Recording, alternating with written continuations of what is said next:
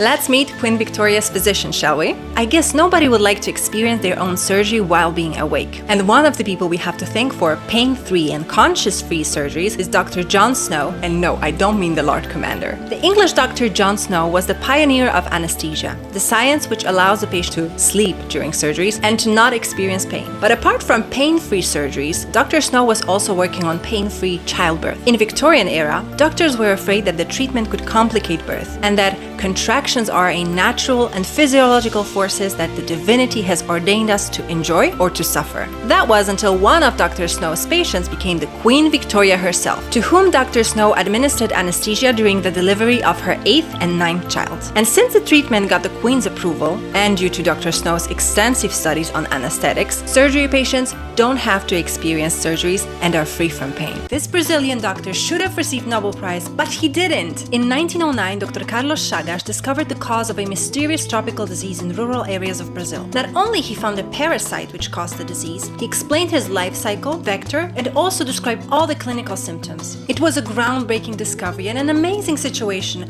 when one person described everything about one disease, but it was equally as controversial. Many doctors thought that since the disease occurred only in a very small city, it could give a bad fame to the whole country. Among the symptoms which Chagas explained were problems with the thyroid gland. People suffered from thyroid enlargement also in other countries where they didn't have the mysterious disease. These two diseases co-occurred together, but they didn't know it back then. Dr. Chagas named the pathogen Trypanosoma cruzi in honor of his mentor, Dr. Osvaldo Cruz. Haters said he probably wanted to take credit for his mentor's discovery, which wasn't true. And the final strike, which prevented Chagas to receive the Nobel Prize, was the issue that Nobel Prize Committee focused only on European and US inventions. And these are some of the reasons why the International Nurses' Day is celebrated every year on the 12th of May. But did you know it is the birthday of a woman who revolutionized the world of nursing? Florence Nightingale, despite her family's opposition, decided to follow her calling to help others and to become a nurse. During Crimean War, she was sent to hospital in Scutari, which was overcrowded with wounded soldiers from Battle of Balaclava and Inkerman. Nightingale sent letters and calls for action to the British government, which resulted in providing funds for the necessary equipment and production of the prefabricated hospital facility, the Renkioi Hospital. She implemented new nursing standards: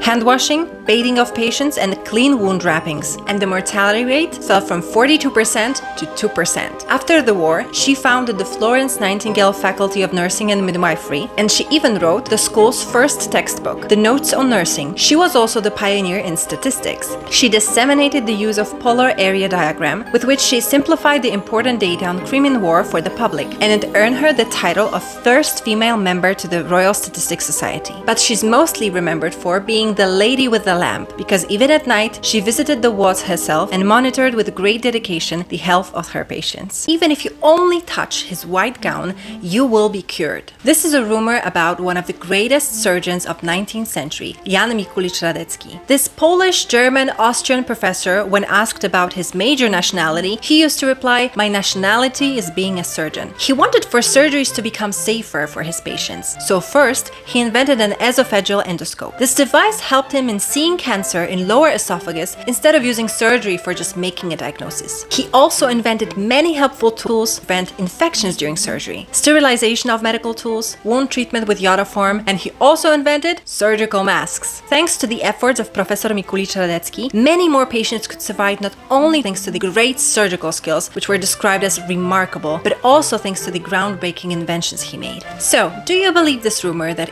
Meet the Big Four, Part 1? The founding doctors of one of the best medical universities in the world, Johns Hopkins University, who were not only great physicians, but also very extraordinary characters. Professor William Halsted, the genius surgeon who inspired the Nick series, was a pioneer in surgery. He performed the first removal of the gallbladder in the US. Time, 2 a.m. in the morning. The operating room, his own kitchen, and his first patient was his own mother. Apart from innovative surgeries for inguinal hernia and breast cancer, he was also known for introducing surgical gloves to the surgeries. Next we have William Henry Welch, the eccentric professor known as a night owl who happened to miss some of his morning lectures. Nevertheless, he was one of the greatest teachers who founded the first postgraduate training in the US and one of the first schools of public health. His graduates became one of the best physicians in the country. If you like medical history, follow for part 2. Meet the Big Four. Part 2. The founding fathers to Johns Hopkins, one of the best medical universities in the world, were known not only for their great inventions, but also for their eccentric lifestyle. Professor Howard Atwood Kelly was a famous gynecologist, but also a famous collector of reptilia, mineral samples, mushrooms, and coins. His medical discoveries included various gynecological devices, like Kelly's forceps, Kelly's speculum, and Kelly's clamp. He also started radiotherapies in gynecology using radium sample received from none other than Madame Curie herself. Next, we have Sir William Osler, the father of modern medicine, who was not only one of the greatest professors in clinical medicine, but he was also known for his prankster personality. As a pioneer in medical education, he introduced bedside teaching for medical students in the US, started medical residency programs, and wrote over 1,300 original articles, but most importantly, one of the greatest books for physicians,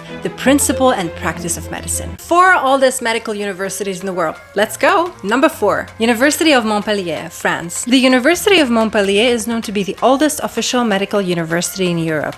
And among the most famous alumni was Andreas Vesalius, the father of modern anatomy, and Nostradamus, who is known today for his prophecies rather than medical treaties. Number 3. Junti-Shapur Academy, Persia. The Junti-Shapur Academy was established in Sassanid era of Persian Empire and is known to be the first medical university that had not only a medical hospital, but also an evidence-based laboratory for animal and clinical research. One of the famous scholars from Junti-Shapur was Rhazes, the father of pediatrics. Number 2. Hippocratic School of Medicine. Even though Hippocrates didn't establish a medical university, his medical practice attracted a lot of followers who were learning from him and implemented his treatment suggestions. Number 1. Sushruta School of Medicine, India. Similarly to Hippocrates, ancient surgeon Sushruta attracted many disciples who have been learning by his side for 6 years and also were required to take an ethical oath. In 17th century, the Dutch Chamberlain to the Sheriffs of Death had a bizarre hobby that changed the world of medicine. Meet Antony van Leeuwenhoek, the man who happened to be crazy about lenses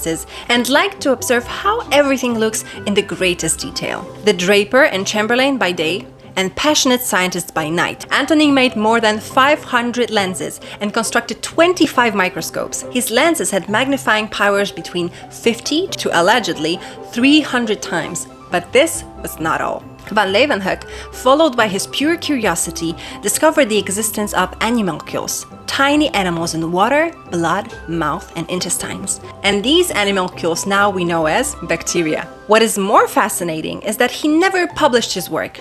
All of his achievements were discovered in the letters to the Royal Society of London. He is credited to be the first one to see bacteria, protista, and muscle fibers. So next time you spend another sleepless night in the lab, remember who we have to thank for that. Medicine around the world. Belgium edition. The Kingdom of Belgium is known for picturesque cities, delicious Belgian waffles and fries, and being the homeland to the Smurfs. In medicine, Brussels, the capital of modern Belgium, was the birthplace to modern anatomy, or more precisely to her father, Andreas Vesalius. In the Middle Ages, due to religious beliefs, studying human anatomy was forbidden. And the most famous physician of that time, known nowadays as Galen, studied anatomical structures of animals, and with this knowledge, he tried to explain human anatomy. For centuries, physicians were repeating Galen's mistakes until Andreas Vesalius became one of the first scientists who studied real anatomy of the human body. He published first human anatomy textbook, De Humani Corporis Fabrica, when he was only 28 years old. He was not only the first to properly describe human heart, but he also proved that heart contractions are synchronous with human pulse. Also challenged the popular belief that the center of the mind lies in the brain, not in the heart, as many people thought for centuries. Did you know that about Belgium?